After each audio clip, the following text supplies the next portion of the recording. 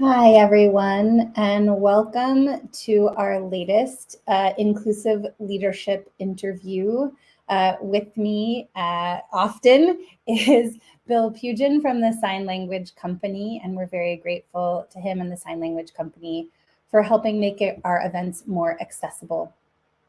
Today, we are talking to Karla Monterroso, who is the founder and managing partner at Brava Leaders. Karla has handed me some of the most transformative language and tools that I apply basically every day in my work. And it's really an honor to get an audience with her and have her share insights on how to advance your leadership, your collaboration, your equity work, and so many more things. Welcome, Karla. Thank you so much for being here. Hi, Emily. Thanks so much for having me.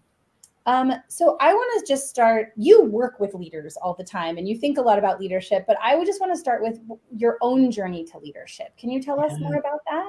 Yeah. I think I think pretty much I've spent my whole life being like, that really sucked. I should go make that better. So like I was first in my family to go to college and I was like, that really sucked. I should go make that better. And then spent 10 years in college access work. And then I was like, oh man, I've been a part of a couple scaling organizations now, and that really sucks. Let me go figure out how to do talent better. And like did that in healthcare for a time and was really looking to talk explicitly about the impact of race. And I was like, oh, like I just am so frustrated at not being able to talk about this in predominantly white institutions. So let me see what happens when I go to a multicultural institution, and then went and did that. And then discovered this series of challenges that operate within multicultural institutions that are different than the challenges that happen in homogenous institutions. And I got sick with COVID in early March 2020 before lockdowns happened, and spent a year in bed. And it was the first time I was not a helper when emergencies were popping up. I was laying down because that's all I had the ability to do at the time. And that meant I felt everything that happened instead of participated in everything that happened, and started to get a really good sense that I had been turning off feelings in ways that like I, as a person who identifies as a openly vulnerable person, would have never even anticipated. And when I got up out of bed in February of 2021, um, I was like, oh, wow, like these issues are hard issues that everyone is so focused on trying to make homogenous institutions into multicultural institutions that we're not even building the juicy future that could exist because we're too busy working with the dysfunction of the past. And I, I, I think I've always been drawn and will always be drawn to the juicy future. I love this concept of the juicy future.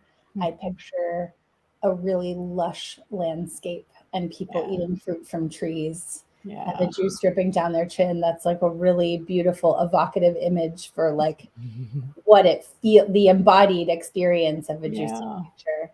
Yeah. Um, so you became a person who supports leaders, Yeah. right? Yeah. And I would be curious if you could characterize like why the leaders that you're working with need support. Yeah. Um, I think we did a lot of our language and messaging is like, we've got to get a seat at the table. No, we got to pull up a seat at the table. No, we've got to create our own table. And I was watching that, like, once people got a seat at the table or built their own table, that actually the food was shitty because it was still being borrowed from the other table. And I was like, actually, like, I want a feast for us that Mm. is reflective of the depth of the variety of cultures and experiences that are here. And the food from the homogenous table is actually never going to give that to us. And these leaders that were coming into, primarily leaders of color leading multicultural institutions, were coming into leadership, and then when they got there being like, why is everyone so mad that everything is so broken? It was broken before me, but now all of a sudden we go from like an understanding that it was broken to like, how dare you allow these broken conditions to exist? And it really gave me a point of view on like power being visible on marginalized people in a way that it is just not visible on white, cis, straight men. And because of that, that invisibility has allowed a lot of abuses to happen. And what a crappy experience to go from like, hey, I see these people when they get into leadership, it like makes them safe. They get to create their own world. They get to make their own decisions and are like doing that with purpose. That's what I'm going to do. And I'm going to run it with my people and we're going to do a thing. And then getting to that moment and people being like, you suck for doing for all the things that you just did. Right. And it's, to me, it's a remnant of our conversation about representation not being multi-pronged, right? Like we talk about representation as a net good, but it isn't always a net good because all your people are not always going to advocate for all your people. Yeah. And all people generally. And it also can't be the expectation that one leader is meant to fix an entire set of centuries in which the American project has said that the most risk will be carried by the most vulnerable, least paid people. So what kind of approach do you have to take in coaching those leaders? Yeah. So in the beginning, I always do an infrastructure building for the leader, right? I like have them create their own, like as a human, vision, mission, values. If they have not created it for their institution, it's like vision, mission, values for the institution as well, but to differentiate between the two. And those values not being like universalist, everyone can agree to these things. Like, right. Who doesn't agree with like, we all belong here? Like, praise virtue, condemn vice. Thanks. Yeah, absolutely. Yeah. Right. Like, I actually think beliefs and like values have to come from beliefs about your issue and your like particular point of view on the thing. And it should actually eliminate a part of your audience, right? Like folks should look at that and be like, oh, that's actually not my project. It's not my spin on the thing. And we often try to make values sound like a net good instead of a set of trade-offs that we're making for the culture that we want to have, which I think makes a lot of sense because homogeneous leadership has not created anything different, And so I start them with that work, and then we create their gateways to dysfunction. So what are the kinds of situations that pop up that like just kind of slide you into your worst impulses and instincts, right? Where you like those conditions pop up and you're like, oh, I understand how to do this. Let's go down the slide, so that they can spot the gateways to their dysfunction as they lead. And then and then I have them do a chart of like all of the things that they're doing through their day and have them rate what that does for financial sustainability or profitability, culture, so their own health and well-being, and impact the thing that they want to do in the world. And I have them rate each activity by like, how much does it get to you on a scale of 1 to 10? How much does it get you to where you want to be? And then we see whether or not their priorities are in order. Or are they the priorities the world created for them instead of that they created for the world? And then that's when we start the coaching. After that infrastructure is set and there is a true north, then we can have really robust conversations about what is happening to you, what is happening inside the organization, what we're doing together, like the structures that you're building, whether or not something has like hit a gateway of dysfunction. So that's a very long answer, but it's a process. Yeah. So there's a few things that really strike me in what you're talking about. One, something that I've already known about you, which is, boy, you are just an ace with a turn of phrase. Like gateway to dysfunction. I'll be thinking about that for the rest of the day and my life. But you said something, which is that when you state your beliefs, when you write your personal values, you will exclude some people and you are making trade-offs. Can you say more about that? Yeah. So if I say, so one of the Brava Leaders, my company's values is demographics are not destiny, right? And to choose that is to say that the strategy that I'm using is not get as many people in the room as humanly possible. And there is a trade-off to that because people are more willing to fund things and buy things that are like, get as many people in the room as humanly possible, right? Or I believe like a strategic relationship with friction is one of our values that like I co-created actually with Ania Williams, who both me and Emily are in a project with. And to me, that is like, if we're going to have a strategic relationship with friction, that means my first turn cannot be to go messy Bessie in this in this conversation. It means I'm doing introspective work. I'm assessing what that other person, and I'm talking about a high level of emotional discipline.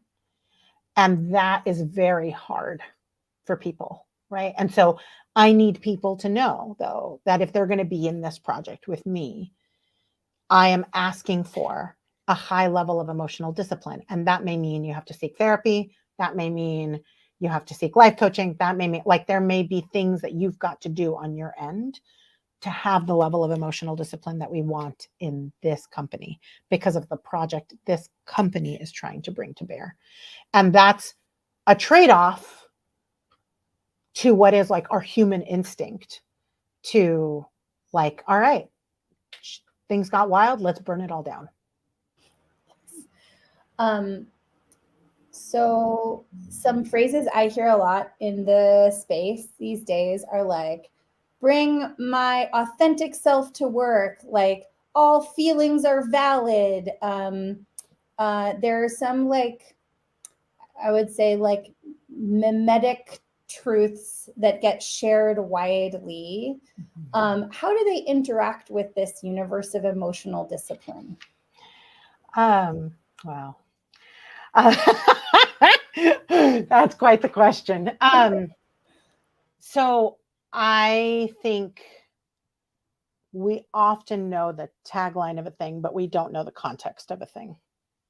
And part of the hard part of like knowing your beliefs is that you then dig and you're like, hey, who else has had this belief before? Where else is it? You know, and understanding it at a core level, not just at a like bumper sticker level. And I don't actually think that those truisms are wrong. They're just incomplete, right? Like bring your whole self to work.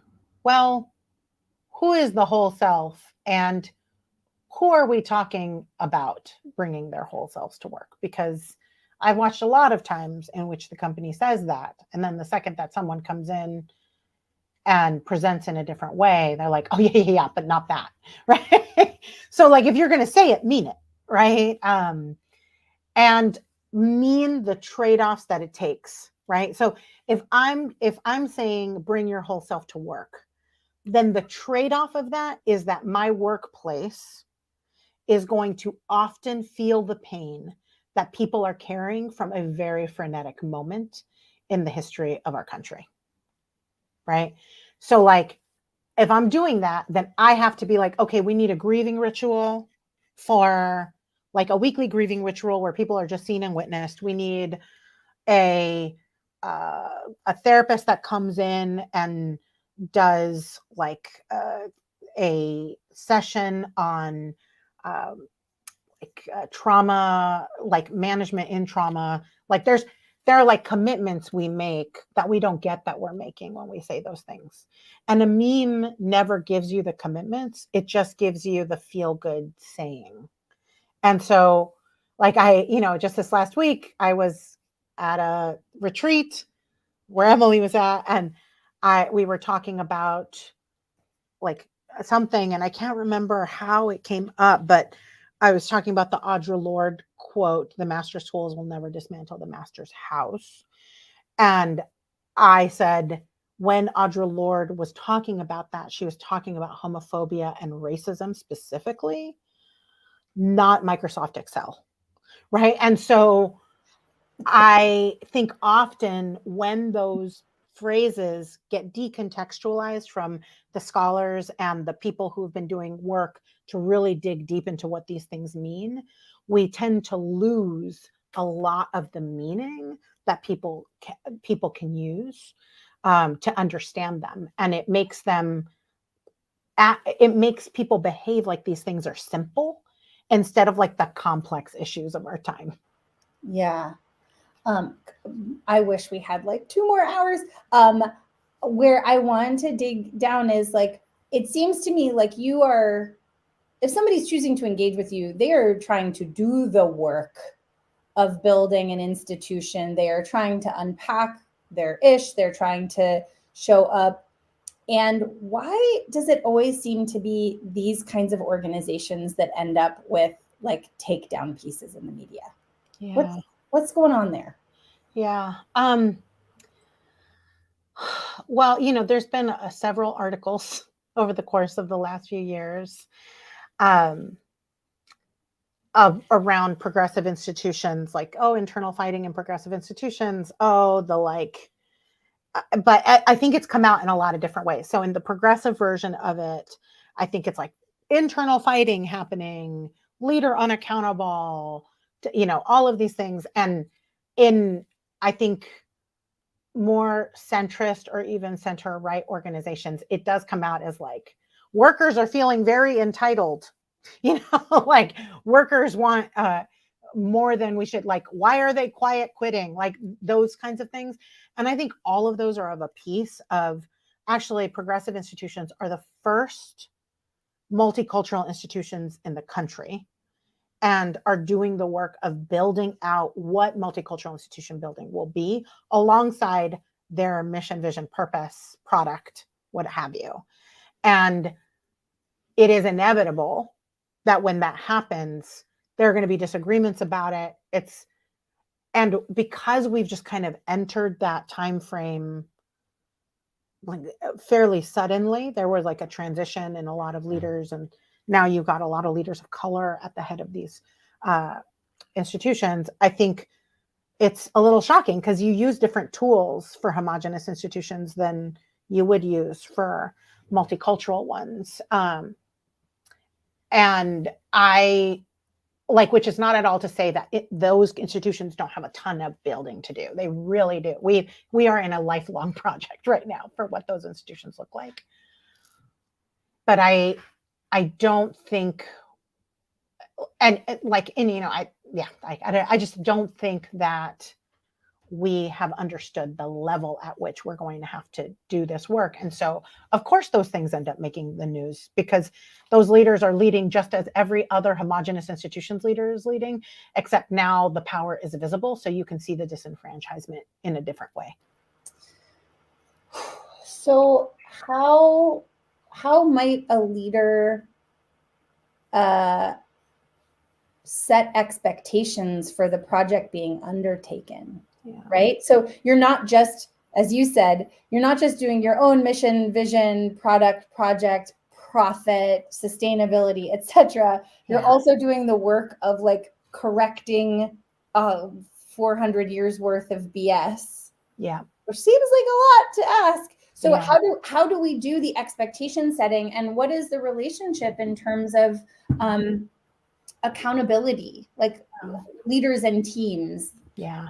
Well, I think that there's a great question in the chat around holding leaders accountable to what they mean more, and how do we do that? And I just want to be like, hey, like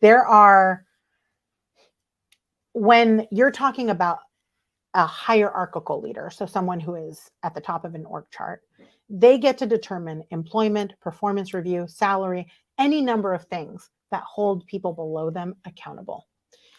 And then you turn on the other way, and those people do not have the same set of tools to hold their leader accountable, which is a hallmark of homogeneous institutions, right? Like it is built as if the leader is infallible. So all you have are a set of social consequences, anger, like meetings that like get derailed, gossip, like that's the tools that your team has to hold you accountable. And if that is not if that does not create the healthy culture you want, then actually you have to set alongside them a set of accountability tools and conflict tools that you agree that you will use together, that no one is exempt from. That's the challenge. I'm listening to Joshua's question. Like, the challenge is sort of like, if you don't hold the power to set those tools, yeah, there is this ongoing challenge of just sort of like discontent. yeah. From a leader standpoint, if you set those tools, right? So I run an organization that is distributed, and it means a lot of the people who work together every day have never met in person, right? And their relationships are constructed via Zoom, like a few hours a week.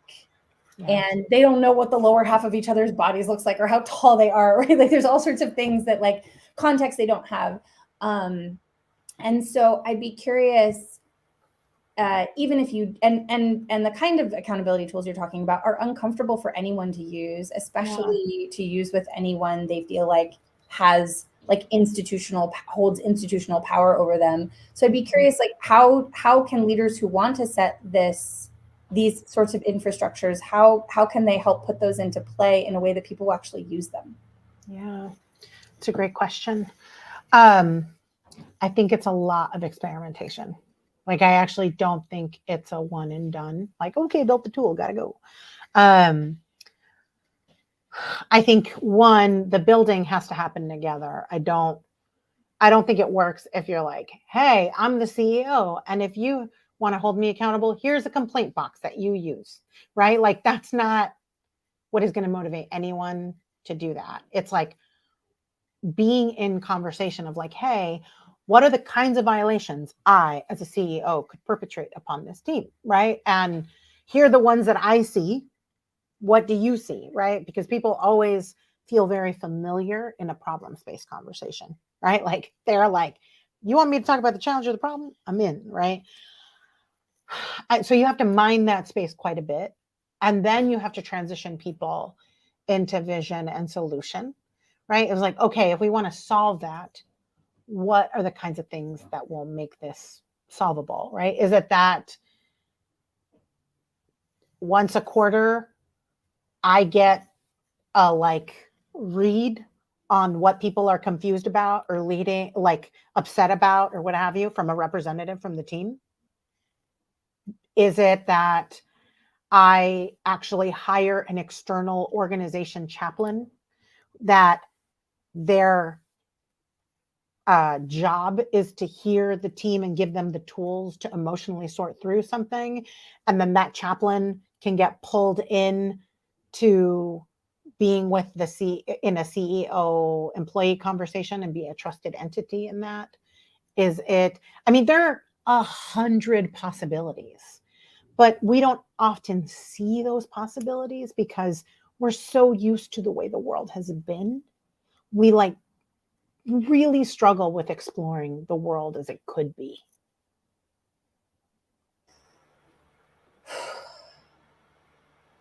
Are there, when you think about, I was going to ask this question a different way, but I want to try it this way. Like, when you think about times you've seen the leaders that you coach, or even in your own experience, like, make big strides forward, what happened? Yeah.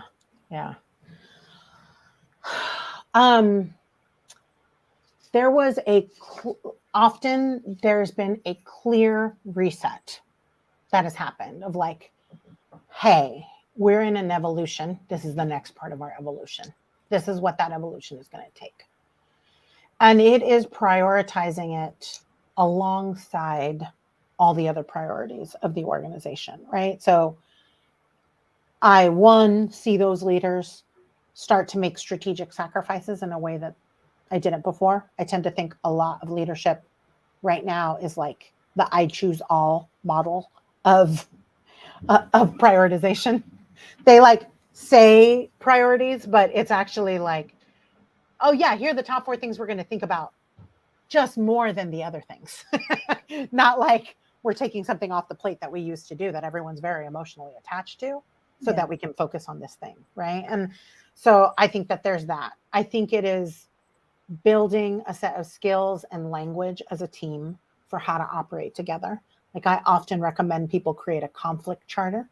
So like, what are the ways in which we're like, hey, we're inevitably going to piss each other off. So what are we going to do? Mm-hmm.